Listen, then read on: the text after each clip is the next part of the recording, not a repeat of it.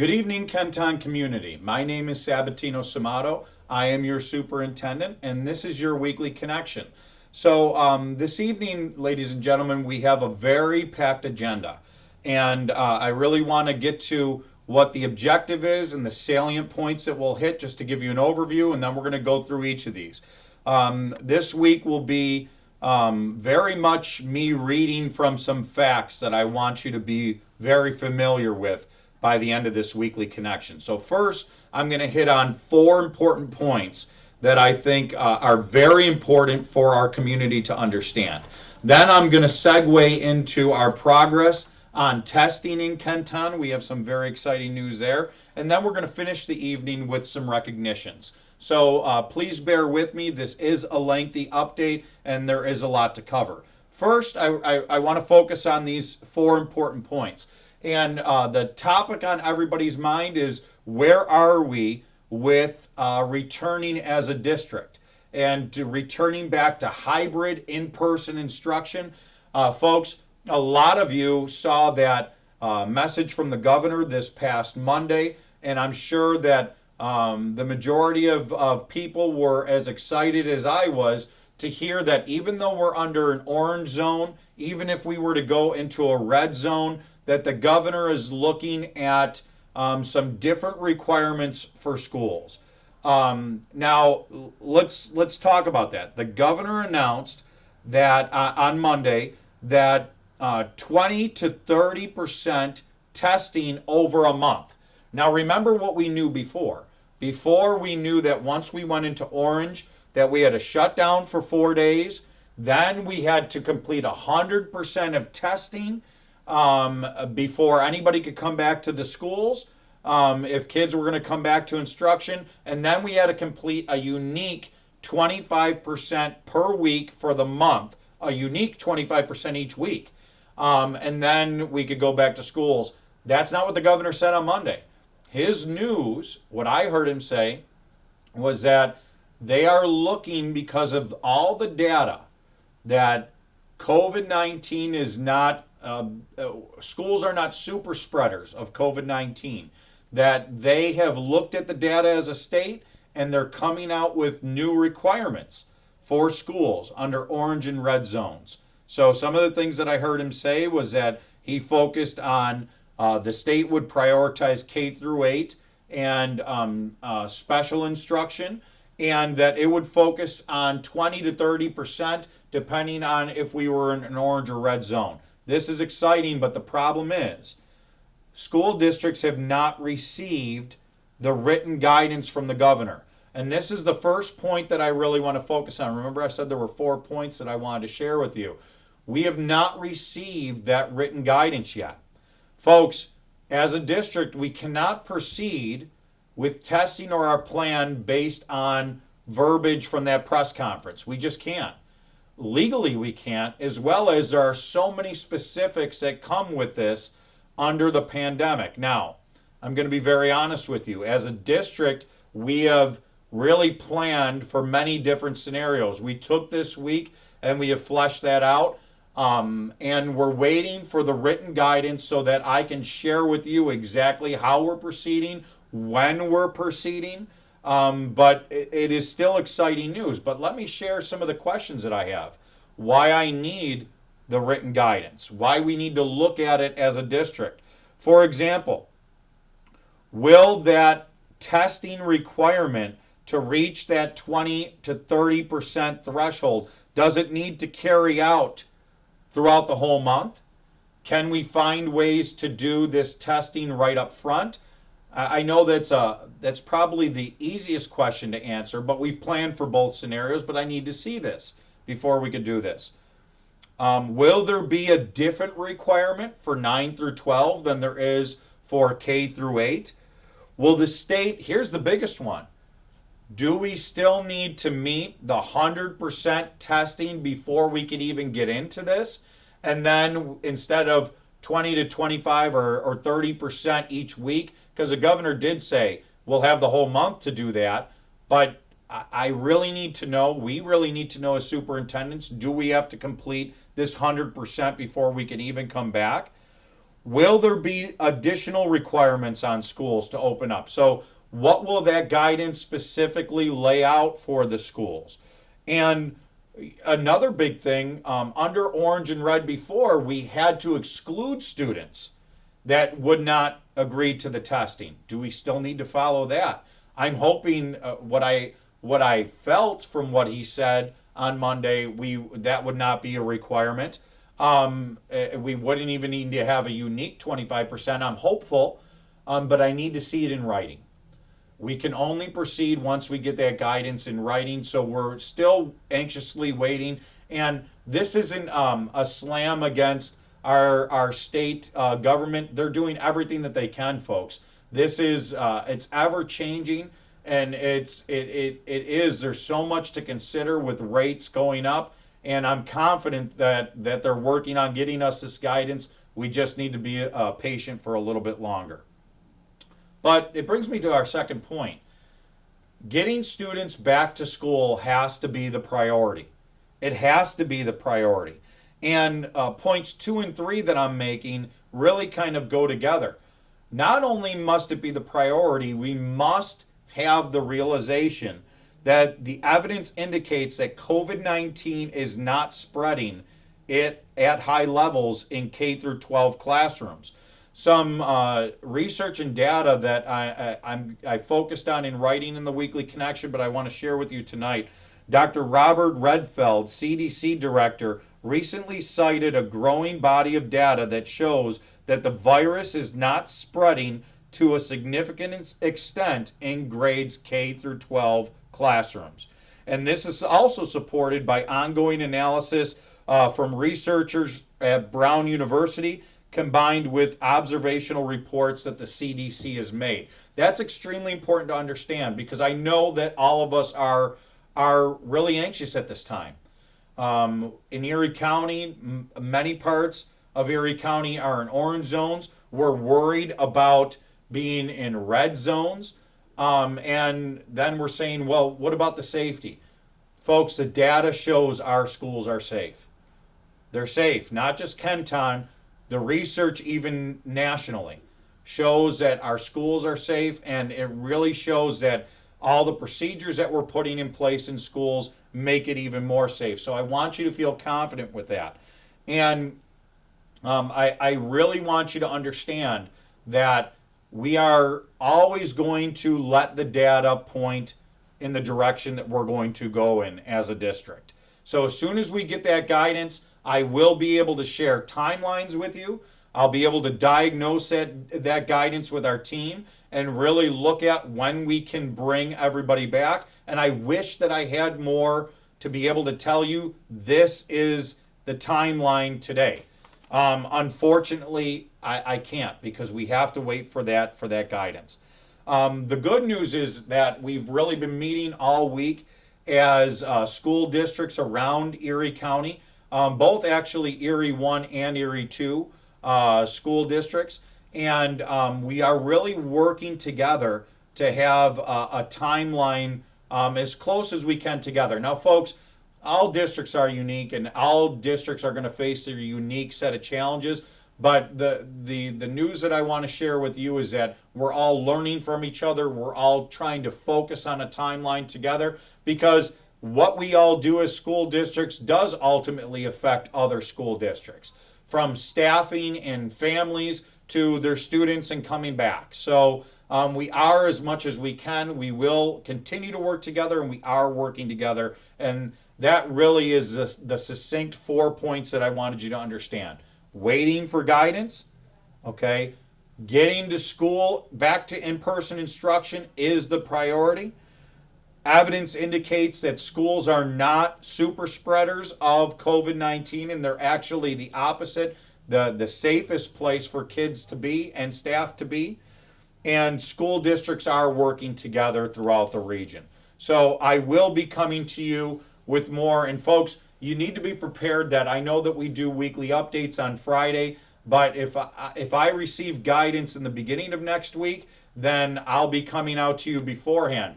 Actually, we have a board meeting next Tuesday, and I'm hoping that these guidelines are out and I could share during my superintendent's update at the board meeting on Tuesday night, I could share even more details with you. But I do want to have some additional details right now on the progress on testing in Kenton, because this is some exciting news. We sent out a consent form for families to sign up, and there were nearly 5,000 submissions. Remember, we sent that out right before Thanksgiving break, and we received consent from over 3,400 families. Now, combine that with recently, we received our LSL, our Limited Service Laboratory License, which enabled us to order the tests that we needed. And the great thing is that earlier today, we received our test to get us started in testing. Now, remember, I'm not going to start that testing until I see those guidelines, because I have to understand timelines. I have to understand time frames and the requirements that are on us.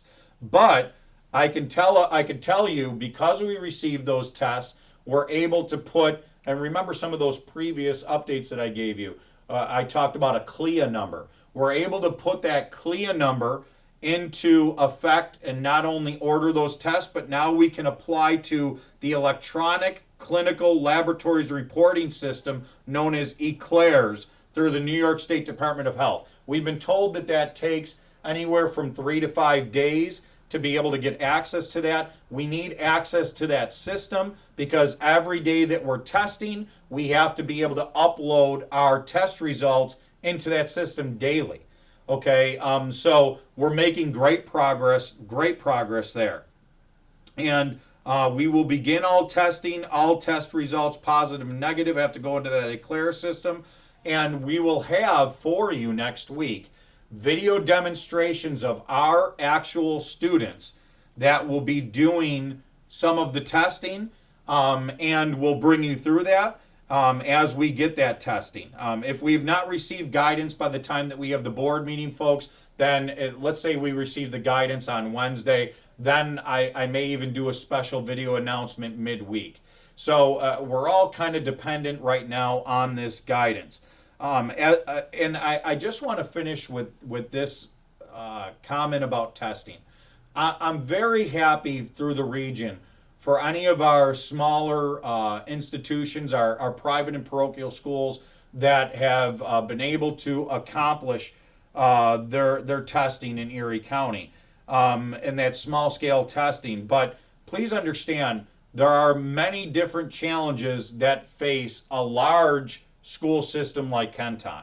Now, not to say that we can't do it, because we have some great plans that as long as what the governor said the other day is what we see in the guidelines, the written guidelines, that Kenton will be able to come back under an orange and red. So please stick with us. I know I'm always asking you for patience. I get it.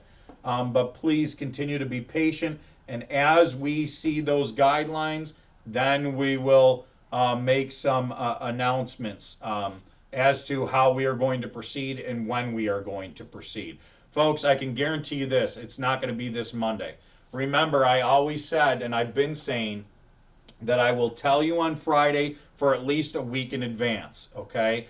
The time is, our timetables are kind of moving forward, all based on, this premise of me being able to announce based on what those guidelines say. So stay tuned, and we'll keep on pushing forward the best that we can. But we're not there yet. With that being said, I also want to tell you about testing. This is something that you have to look forward to. I heard resoundingly from many of our parents of our youngest children that they would have consented and given consent if they could be present with their children.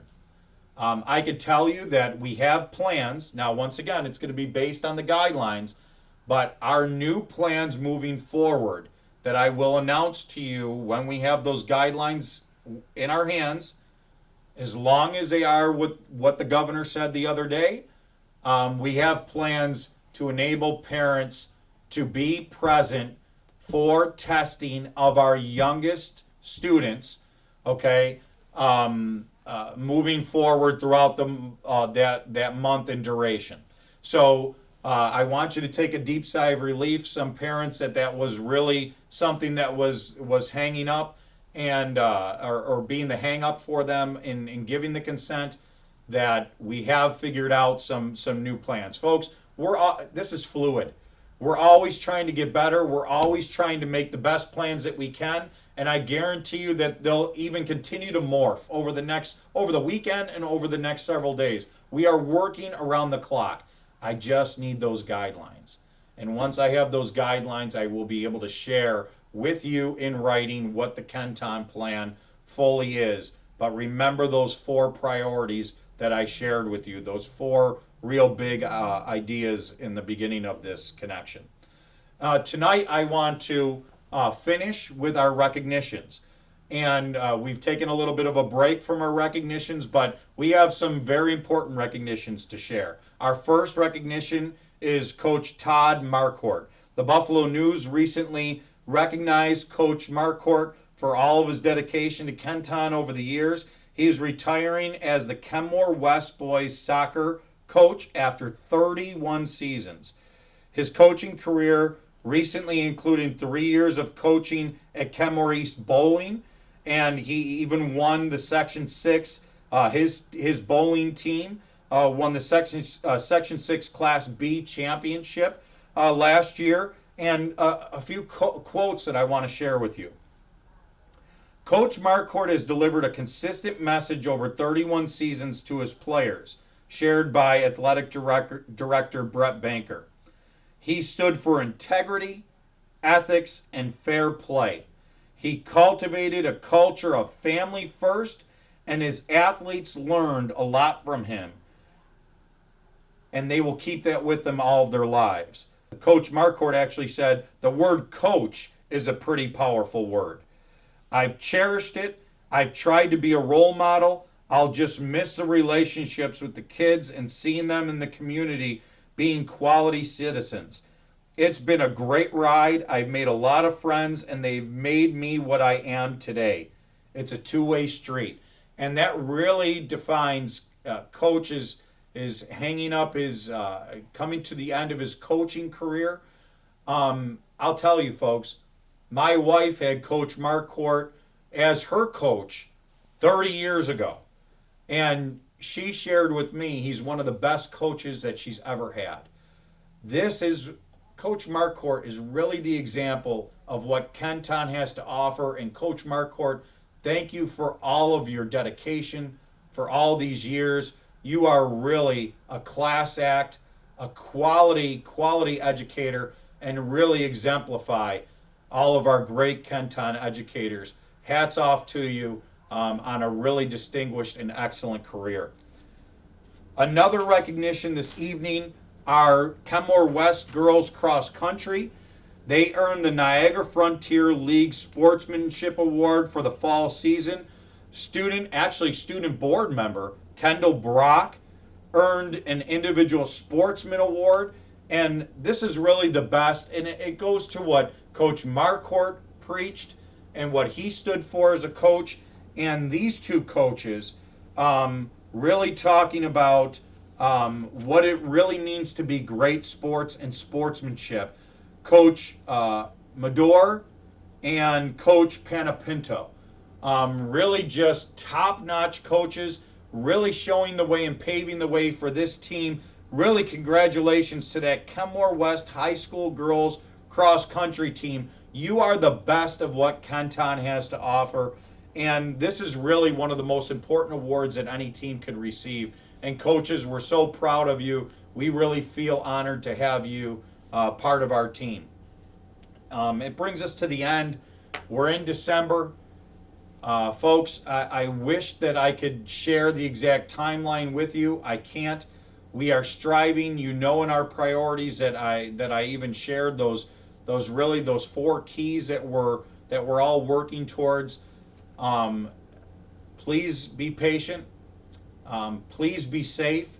Please continue to do a great job. I see that some cases are up and we're up and down, and it's going to be trying for us over the next several weeks, but really continue to do our part to wear masks, stay socially distant, and really not getting to these mass gatherings. You know, Governor Cuomo said something this past week that really hit home with me. Before we were worried so much about mass gatherings, it's the living room spread that we're worried about right now. And it's so hard to stay just with our immediate family, but the most that we could do it as a community to drive down that spread and really focus on bringing our rates down. Do everything you can, folks, and continue to be Kenton proud, continue to be Kenton strong, and together we will bring Kenton forward. Please tune in on Tuesday evening. Our board meeting will be virtual, and hopefully I have these guidelines by then, and I could really deliver a very succinct, clear plan. We got to get the kids back in school, and that will be our focus. We will do it safely. We will do it how it makes sense, and we will do it based on those written guidelines from New York State. Thank you, and have a safe weekend.